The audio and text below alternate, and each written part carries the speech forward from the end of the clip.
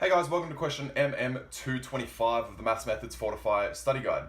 We've got this function f of x is equal to 10 over x plus 1 squared, so a truncus.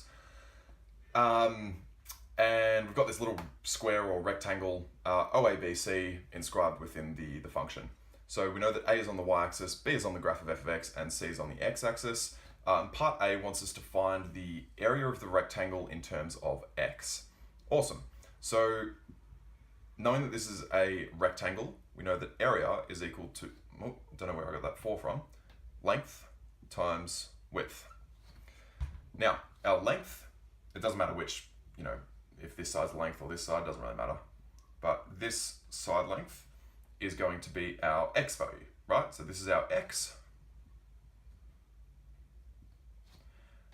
And our width, or our height, or whatever the other dimension you want to call it is our y value, right? X times y. Cool.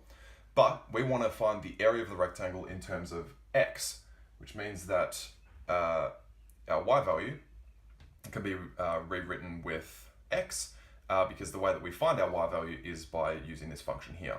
So our y value is going to be equal to 10 over x plus 1 squared, right? Because any x value here gives us a y value, which means that our y value is going to be this.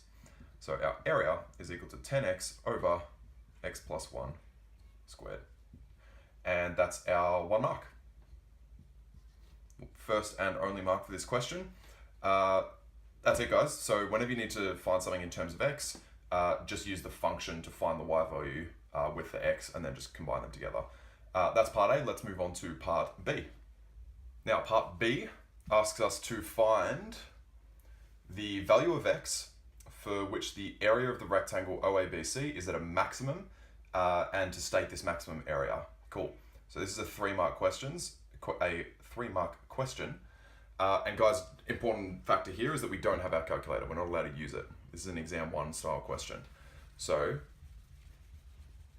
if our area is at a maximum, that means that the derivative of our area function is equal to 0, right? Because at a maximum, it's like a turning point, the gradient is going to be 0, so we can make our area function, or the gradient function of our area equal 0, which means that dA dx is equal to 0, right? So A is equal to 10x over x plus 1 squared, like we found. And we need to derive this, right? But because we don't have our calculator, we're going to need to do this in our own way without doing that. So how are we going to derive this? Well, we've got a function, 10x, divided by another function, x plus 1 squared, which means we're going to be using the quotient rule. So as soon as you see a function over a function, you should be thinking quotient rule for when you're deriving. So let's let A equal u over v, where u is equal to 10x and v is equal to x plus 1 squared. Awesome. Now, according to our quotient rule, dA dx is equal to v times du dx minus u times dv dx all over v squared. So, so v is equal to x plus 1 squared. Du dx is equal to the derivative of this, which is just 10, so times that by 10, minus u, which is 10x, and dv dx is the derivative of this, which is 2 times x plus 1, all over v squared, which is x plus 1 squared squared, x plus 1 squared squared, because v is still just x plus 1 squared, so it's that squared. Awesome. I'm just going to rewrite this up here.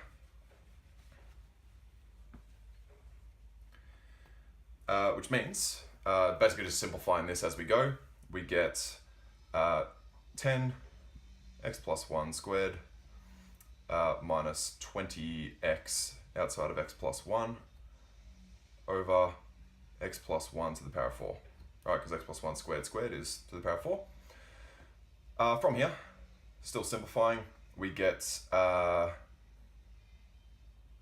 10 So what we're actually going to do is take x plus 1 as a common factor between all of these and cancel them out. So this one's going to cancel, this is going to turn to a 3, this is going to turn to a 1, which means we're going to get 10 outside of x plus 1 minus 20x over x plus 1 to the power of 3. Awesome. Get this out of the way. From here, we can basically just expand everything out and get 10x plus 10 minus 20x over x plus 1 cubed, which means we get 10 minus 10x over x plus 1 cubed. And you can take out 10 as a common factor on the top as well. So 10 inside of 1 minus x on x plus 1 cubed. First mark. I know that was a lot of work for 1 mark, but that's the reality of it.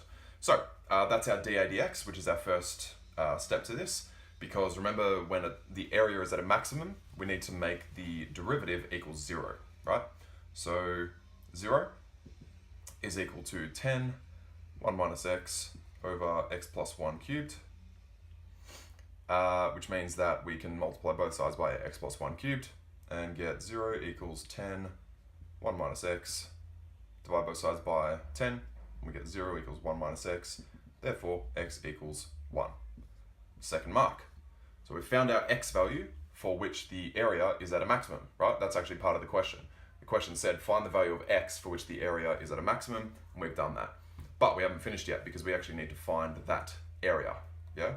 So the second part of the question says state this maximum area. Area, we know, is equal to 10x over x plus 1 squared. We know that our x value is 1, which means a of 1 is going to equal 10 times 1 over 1 plus 1 squared, which is equal to 10 over 1 plus 1 squared is 2 squared, which is 4. So 10 over 4, which equals 5 on 2 units squared, which is our final answer. And where our third mark comes in. So guys, biggest thing here is we know that the area has to be a maximum, which means that we need to derive the area formula, then make it equal 0 and solve for x, then sub that x value back in. Guys, that was part B. As always, hit me up if you have any questions, but let's move on to part C. Now part C just gives us a separate or a different part of the graph which has been shaded in, and we need to find the area of that shaded area, given that the area OABC is at a maximum. So this time we're actually looking for this area here, which I'm sure you can see on your page there. So we know that this area here is going to be equal to the total area under that graph, under that section, minus this rectangle, right? Because it's going to be this whole area minus this bit, which is going to leave the shaded area there. So if OABC is at a maximum, its area is equal to 5 on 2, right? We know that. And we're about to get into some integration stuff. So if you're looking at this and you haven't done integration yet or anti-differentiation, don't stress, just give it a go if you can, but otherwise just move on, and you can come back to it once you've done that.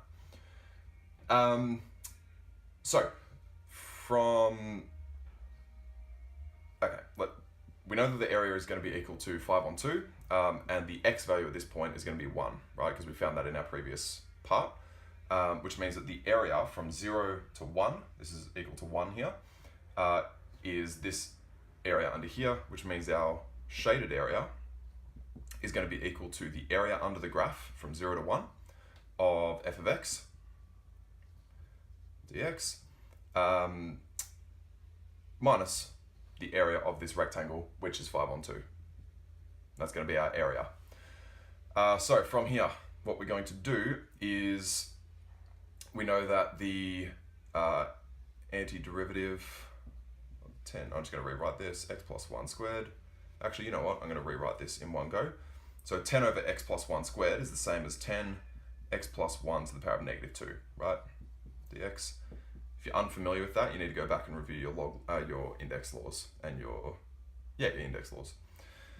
So from here, we can actually take the 10 out the front if we wanted to, but it doesn't really matter either way. So the antiderivative of 10 times x plus 1 squared, to the negative 2, we're going to add 1 to the power, which is negative 1, And then we're going to divide that by the new power, which means that we're going to get 10x, or negative 10, because we're dividing by -1, so that makes that negative, plus 1 to the -1. From 1 to 0, minus 5 on 2. Awesome. Just going to rewrite this to make it easier on ourselves. Negative 10 over x plus 1 from 0 to 1. Fantastic. So, guys, again, if you're not sure how this happens, you really need to go back and review your index laws. If you have something to the power of -1, it's the same as if it's over a fraction like that. So let's come back up here. And what we're going to do is evaluate this now. So what happens is we're going to sub in 1 for x. So we get -10 over 1 plus 1 minus -10 over 0 plus 1. So again, if you haven't done this yet, don't worry. Just move on and you can come back to it later. Cool, so -10 divided by 1 plus 1 is -10 divided by 2, so -5, which means we're going to get -5. -10 over 1 is just -10, so we're minusing -10, so plus 10. And then minus 5 on 2 on the end. This is going to give us 5 on 2 units squared. Weird coincidence. I didn't actually mean for that to happen when I wrote this question, but it just happened to be the same. So that's our answer. So guys, our first mark came when we recognized this section here. So this was our first mark. And then our second mark is recognizing, well, not even recognizing, just getting the answer. That's it. So guys, as always, if you have any questions, hit me up in the comments section below. But otherwise, thanks so much for watching and have an awesome day.